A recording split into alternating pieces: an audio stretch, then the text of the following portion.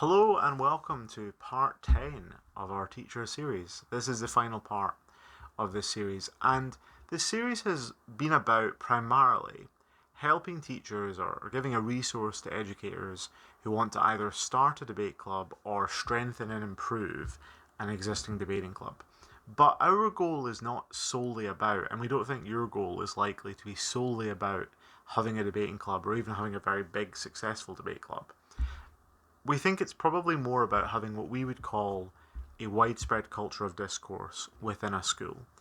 A school where the norm is for quality, incisive, interesting discussions to happen peer to peer.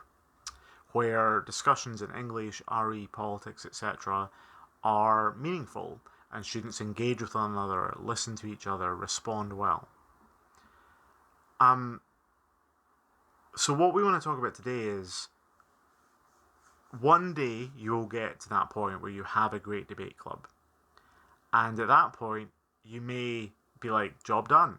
But it's likely that you'll wonder what next. And that's what we want to talk about today. So, when thinking about what's the next step after you've established a club, I think it's really useful to think about where a lot of teachers start from and what the ultimate long-term goal was before you decided you wanted to run a debate club, and then once you got into debating you were like, right, I want my kids to be able to break or win or whatever the sort of arbitrary debating goals were that popped up in your journey of starting a debating club. Because when you started this, your goal probably wasn't, I want my kids to qualify for Oxford Finals Day, or I want my kids to win Durham. It probably wasn't even, I want to have 2 kids on the England team. Those are very sort of arbitrary debate goals that crop up in competitive debating. Where most teachers start, in my experience, is a desire for there to be meaningful discourse in their classes and in their schools and amongst their students. One of the most common things that I hear in CPDs is a teacher who really wants their students, whether it's in English or RE or history, to be able to have a meaningful discussion peer to peer, for them to be able to express an opinion, but then for other kids to be able to really hear that opinion, absorb it, understand it, and respond meaningfully to it. Not make a joke, not try to one up each other, not try to be right, not talk past each other, not just express their thought with no consideration or critical thought, but to have a meaningful interaction. And I do find a lot of teachers get frustrated that that's so hard. And some teachers wonder, I've been, we'll talk to some teachers who have been running some debate stuff for a couple months. And they'll say things like, we do the icebreakers you suggest, and we're picking accessible topics that they're interested in. And we've taught them some basic stuff about, why is this true, is important, and don't assert stuff. And they're still doing all the same stuff. Well, what am I doing wrong? And the answer is always, or almost always, nothing. This takes a long time. It takes years for children to learn to write. It also takes years to learn to meaningfully engage verbally. And that's why when sometimes as a consultant debate coach or a debating teacher, schools get me in and say, okay, we've got a competition at the end of the month, you've got a couple sessions with them, they're smart kids, we just want them to be able to express themselves a bit more clearly, be a bit more persuasive and sort of interesting to an audience, and to actually be able to engage with the other team. It's like, oh, is that all? That's not 2 sessions, that's 2 years. That's a lot of work. But that is what a lot of schools want. They want that the norm in a class is meaningful dialogue, meaningful engagement, meaningful discussion, real discourse. That's a great goal, but it's a long-term goal. And creating a brilliant debate club is step 1 of getting to that hallowed ground of having this sort of discourse revolution within your school, to where the norm isn't teenagers chatting past each other, but teenagers meaningfully engaging in big important issues with each other. And so building a club, building a debating club, starting a debating club will have knock-on effects. That's really important to stress. If you have no debating in your school right now and you start a debate club and there's just 12 or 15 kids coming along every week doing some debating, and those kids do a few competitions every year, just those kids getting a lot better will have knock-on effects in their classes. Particularly if there's like 3 or 4 or 5 of them in one class, the overall dialogue in that classroom will rise. And if you can expand your club to a decent size, and I think clubs should be a decent size before you move on to the next step, then there's a massive domino effect there. And when I talk about a decent debate club or a powerful debate club as opposed to token oracy, we've discussed before that some schools have a debate club where there's 8 kids that come along, do a practice debate once a week, do 2 competitions a year. And that's not worthless, but it's not a big intervention. The debate clubs that I try to foster are ones where you have somewhere between 1 in 5 and 1 in 10 kids are involved in the club in some way. Whether it's lunchtime practice, after school training, or competitions. They don't have to be coming on. They don't have to all be super keen and coming along every week. But that the debate club is directly impacting 10% of the student body to 20% of the student body, where the school is competing more than once a month, and where there are different levels, there's novice, intermediate, advanced, and there's meaningful progression. That is a real strong debate club if you've got that kind of thing going on. But that does take years. And so if you're at a situation right now where you've got a club of 15 kids that competes maybe once every 6 weeks, well done. But there's way more expansion in the debate club before you have to worry about other things, I think. Get the club as good as it can. Maximise the gains, maximise the utility from having a really powerful, large, impressive debate club. Then we can start to think about beyond the club. But don't skimp on the development of a club, because a strong debate club or debating programme or public speaking programme is going to be the core of any discourse revolution. It's going to be the first domino. It's going to be where all the other effects spiral out from. So don't skimp on having a really good quality debate club. Even if it's year 4, year 5, and you're still struggling to get above 30 kids, there's ways to do it. And if you have a club of 10 or a dozen kids, I don't think the next step is for you just yet. And so when you're at this point where you have a really good quality debating club, what are the next steps? There's a few things we talk about a lot and recommend.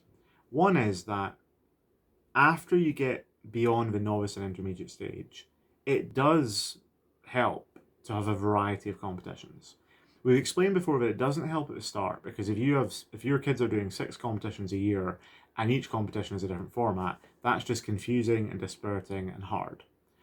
But if your student body or your club body has gotten really good at one type of debating or one type of public speaking, whether that's policy or BP or MUN or whatever else, it's then very useful to start branching out. And to still have a core focus, especially for the novices, but for the intermediates and advanced, to encourage them to branch out, and also to start capturing students that maybe won't gravitate towards the format that your club is built around.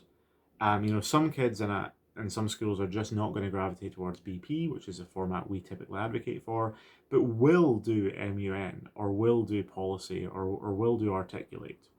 And so you do have to start capturing those kids as well.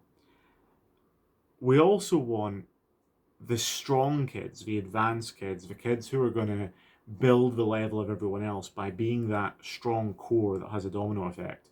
They will get a lot better if they are challenged and they are varied.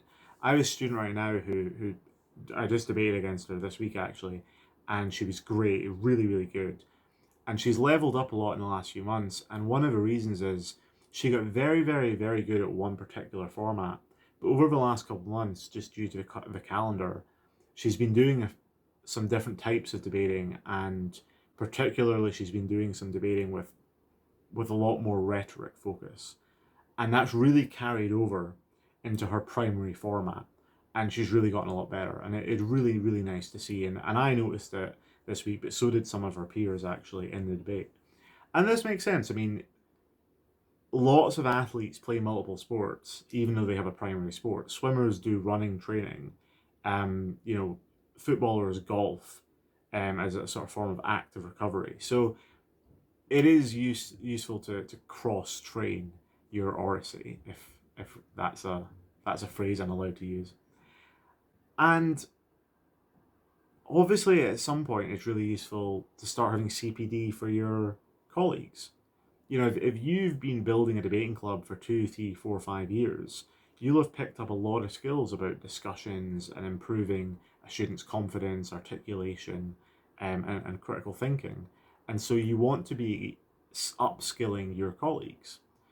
And that involves having better discussions in English and RE and philosophy and science.